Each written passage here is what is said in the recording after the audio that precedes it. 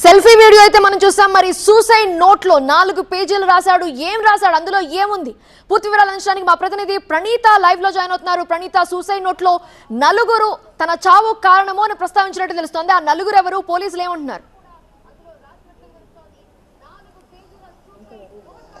అయితే ఈ ఎంటైర్ ఎపిసోడ్లో సెల్ఫీ వీడియోతో పాటు ఈ బాండ్ పేపర్ మీద తను ఒక మరణ వాంగ్మూలం లాగా రాశాడు 4 పేజెస్కి సంబంధించి.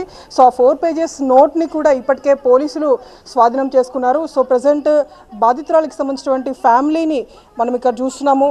సో ఈ ఫ్యామిలీ మెంబర్స్ ఈ వీడియోని చూసిన తర్వాత వీళ్ళ రియాక్షన్ ఏంటో ప్రజెంట్ వీరి మాటల్లోనే తెలుసుకుందాము. రాజు గారు, మెయిన్ తను రాసినటువంటి నలుగురు పేర్లలో మీ పేరు కూడా మెయిన్గా రాశారు. అంటే ఏంటి ఇష్యూ ఏంటి, అసలు ఎందుకు ఈ తరహాలో మీ పేరును ఎందుకు మెన్షన్ చేయాల్సి వచ్చింది? అతను మీకు గతంలోనే అతనితో ఏమన్నా వివాదం ఉందా? అతను ఇదంతా పెట్టిన వీడియో కాదు, వచ్చిన అది మొత్తం అబద్ధం, నిజం లేదు. అది కావాలని నేను నాతో పాటు వీళ్ళు కూడా వాళ్ళని వాళ్ళు అట్లా పెట్టిండు.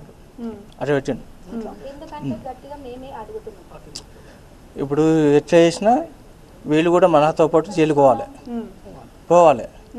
ఎంత పోవాలంటే వీళ్ళ మీద తప్పుడు కేసు పెట్టాల్సిందే అని ఇట్లా తప్పుడు నోటు వీడియో తీసి తప్పుడు ఇదేం నోటు రాసి, ఇది నిజం కాదు. అంటే మీ ఫ్యామిలీ మెంబర్సే తనని బ్లాక్మెయిల్ చేశారు, డబ్బులు అడిగారు 50 లక్షల రూపాయలు అని చెప్పేసి తను చెప్పినటువంటి వర్షన్.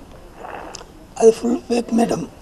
ఎందుకంటే మేము వాని మీద కేసు పెట్టినాం కాబట్టి, మా పిల్లని డ్రాప్ చేసిండు కాబట్టి వాడిని కేసు పెట్టినాం కాబట్టి ఇప్పుడు ఎలాంటి దారి లేదు. వానికి దారి లేనందుకు ఇలాంటి ఒక ఫేక్ న్యూస్ పెడితే నేను తప్పించుకోవడానికి మార్గం ఉంటుందని చెప్పి ఇదో నోటు ఈ ఫేక్ వీడియో పెట్టుకొని జేబులో పెట్టుకొని తిరిగిండు. అలా జరిగింది. ఓకే, నిజంగా మీరు ఎట్లాంటి బ్లాక్మెయిల్కి పాల్పడ్డారు? అసలు ఒక్కసారి గిట వాడు మాకు ఎదురు పడలే. ఒకసారి మా తమ్ముని చంపినప్పటి సంది వాడిని అసలు దూరం పెట్టినాం.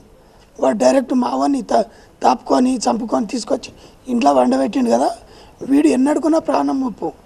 ఇప్పుడు వీడిని చంపిండు, పొద్దున మిమ్మల్ని చంపడానికి గ్యారంటీ ఏముంది అని చెప్పి వాడిని దూరం పెట్టినాం.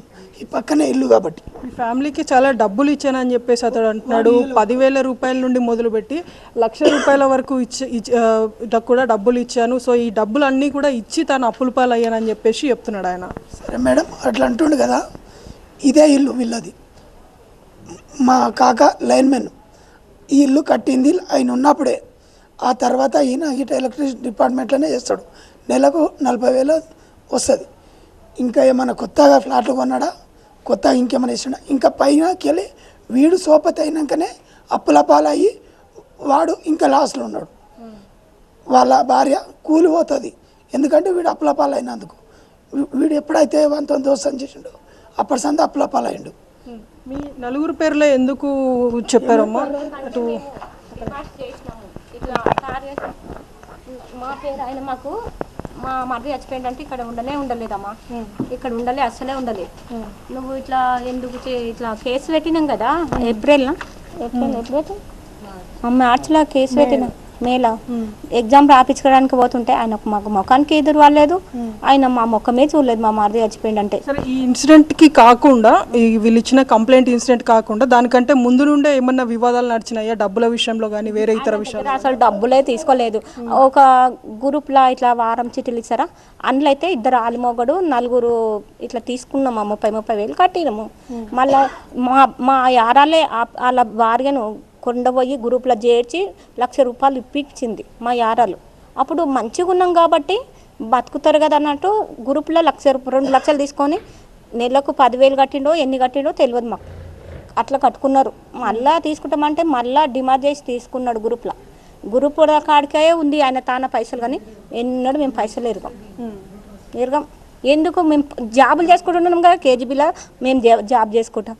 ఈమె హైకోర్టులోకి పోతుంది, ఆమె ఒకటి కూలి పోతుంది. ఎవరు పని ఈయన కరెంట్ ఆఫీస్, ఎవరు ఉన్నారు ఉట్టిగా.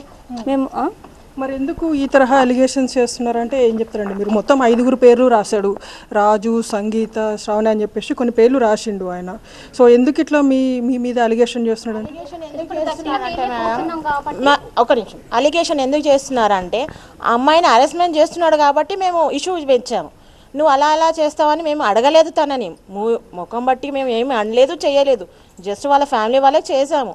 ఏంటి మీరు ఇట్లా హరాస్మెంట్ చేసినా కూడా సైలెంట్గా ఎందుకు ఉంటున్నారు, జస్ట్ పోయి కంప్లైంట్ చేయండి అని మేము ఇన్ఫర్మేషన్ ఇచ్చాము అంతే. మేము అతన్ని ఫోర్స్ చేయలేదు, నువ్వు తీసుకెళ్ళు, నువ్వు చెయ్యి మేమని మేము ఏమని చెప్పలేదు అతనికి.